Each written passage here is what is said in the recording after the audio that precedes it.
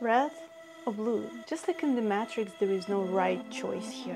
Each choice comes with its own reality. In today's video, I will help you navigate one of the biggest choices: moving to Europe or staying where you are. I will be sharing the top 5 things everyone should consider before taking the leap. If you're interested, then let's go. Number 1 is values. Europe known for its inclusivity, diversity and equality. As nice as it sounds, it might not be the right fit for everyone. Let's go one by one. The first one is inclusivity. Many European countries, including the Netherlands and those in Scandinavia, are pioneers in promoting LGBT+ rights. Same-sex marriage is legal and is considered a part of normal life. This makes these countries very attractive for those seeking a society where they can feel accepted and recognized without any judgment. I know some people from Asian countries like Taiwan or China where they don't feel accepted. So one of the reasons they moved to the Netherlands is because here they can be themselves without having to pretend or wearing a mask. Another big point is diversity. Europe is incredibly diverse with 50 countries, many languages and so many different cultural norms. European countries typically place a strong emphasis on learning multiple languages from a very young age. But if you are not willing to learn another language, or if you are not particularly gifted when it comes to languages, then these can pose challenges. Europe is big on equality. Men and women are treated in the same way in all areas of life: education, work opportunities, societal roles. This emphasis on gender equality is seen across many countries, particularly in the Northern and Western Europe. However, in the same way that these things I just mentioned are very desirable and maybe even must-haves for some people, for others, they might be a deal breaker. For example, let's say you're considering moving to Western or Northern Europe and you're a single person right now looking for a partner. And for you, it's important that the dating scene would be rather traditional, where the dynamic would be a bit more chivalrous. In this case, some European countries might not meet your expectations. And then the question for you would be, how important is it for you? Is it something that you're willing to compromise on or take your chances? Because in some countries, indeed, this is not in the culture, but maybe this country or this city has a strong expat community. So now, since we've talked about values, point number 2 is work-life balance. Many European countries, especially Northern and Western Europe, prioritize a healthy work-life balance. This is reflected in shorter working hours, generous vacation policies, and a strong emphasis on personal time. For example, most European countries offer at least 4 to 5 weeks of paid vacation per year. And I know that if you're an American watching it, you're like, that sounds like a paradise. I admit, it's not too bad. Another example is work weeks are shorter. So in the Netherlands, we still work 40 hours per week, but there are many people who work only 3 days per week or 4 days per week.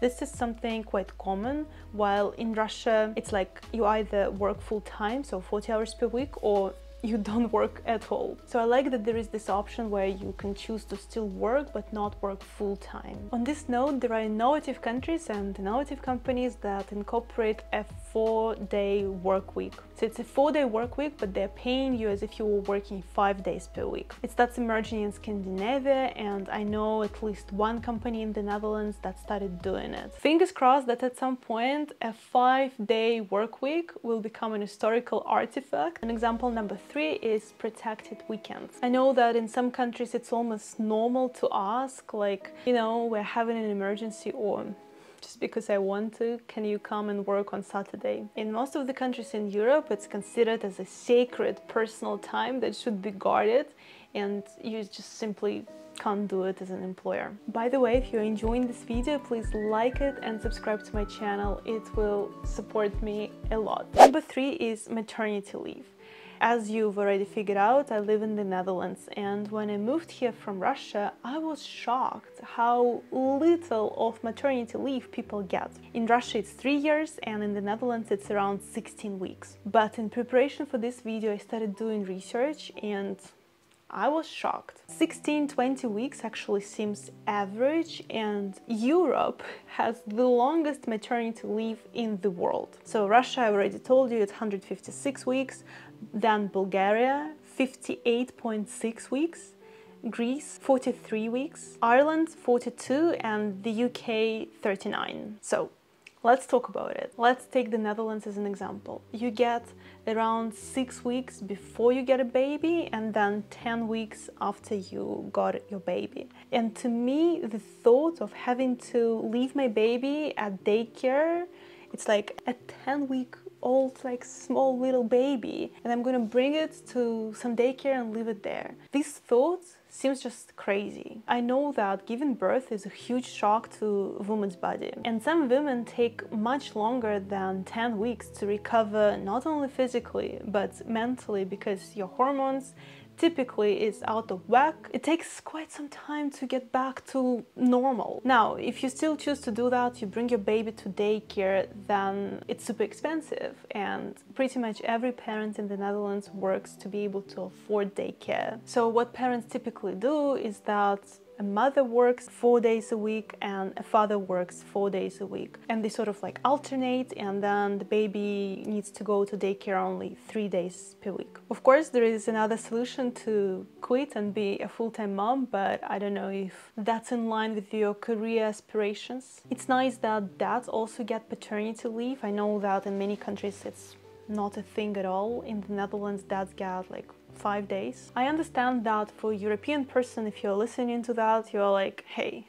what's the problem with how everyone lives? And that's normal here. Yeah, and I get it. I also don't have a solution. I'm just brainstorming with you and sharing my thoughts on it. So if you have a solution or if you want to share your experience, I am actually very much interested in how you manage it, so please let us know in the comments below. But the conclusion of this point is that Europe has a generous maternity leave, and if that's something that is important for you, choose your country wisely. Number 4, coming from a person who just got her driver's license, driving. Driving in Europe might be very different depending on where you're from. For example, we have very narrow roads. Parking can be very challenging in some cities. In the city center, it requires special permits or might be very restricted. In Europe, we mostly drive cars with manual transmission. I know that it's very different in the US. So if you have your driver's license with automatic cars only, you're not going to be allowed to drive a car with manual transmission here. And most of the cars here, like, I don't know, 80% of the cars are with manual transmission. I know that people from certain countries take traffic rules as more like vague guidance or advice rather than a strict rule. Here in Europe, you'd have to take it as a strict rule or your life will get very difficult and expensive, because traffic rules and speed limits are strictly reinforced. We have cameras everywhere and you get quite unpleasant and high fines if you don't follow it. The driving style itself is very friendly and relaxed. The Dutch always complain about it and I don't fully know why. In some other countries, it's more like if you didn't take your spot, you're gonna wait forever and no one cares about you. In the Netherlands, it's much friendlier. People are generally quite nice and they try to take you into consideration. I think generally in the Western Europe, this is the vibe that you'd get, but in, for example, Southern Europe, the driving may be a bit more chaotic. Number 5. Public transport. Europe is known for its extensive public transport systems. It's something that sets Europe apart from countries like the US. In the US, you have to have a car.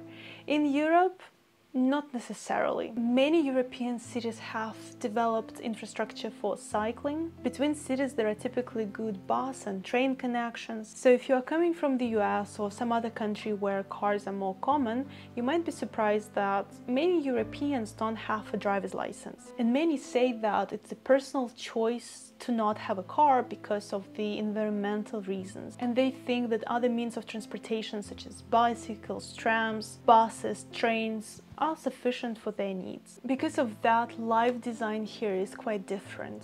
If you want to go out on a Friday night, you will likely not need a car. You will just hop on a bike or bus to get to the city center. The choice move or not move to Europe is very personal in the end. If I were to move countries again, I would ask myself if the place I'm going to move is aligned with my values and my belief system. Of course, it's quite hard to judge if you have never lived in that city, but let's already give you some credit because you're doing your research and you watch this video.